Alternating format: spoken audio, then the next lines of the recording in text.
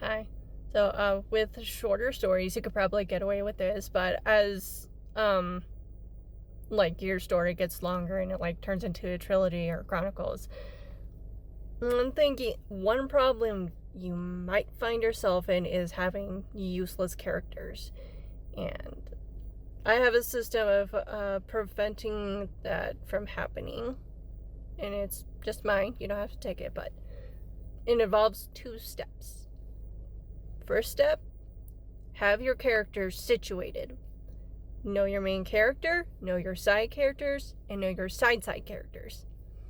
Depending on how long your story is and how many characters you want involved. But you have your main characters, who's like the protagonist and antagonist and maybe a love interest, but like the inner works, right? The inner circle.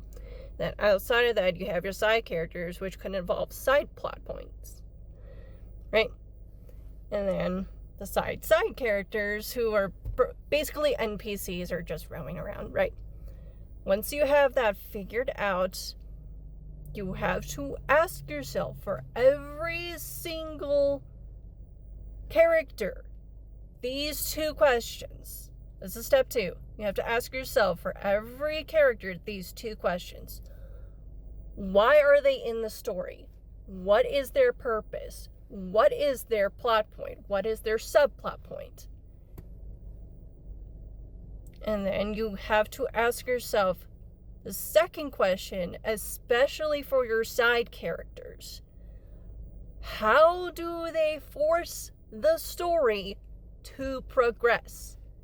How do they initiate movement towards the end of the story?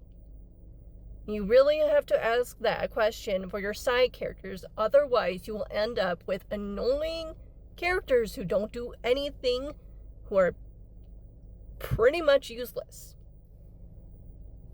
With the side characters, you can get away with that.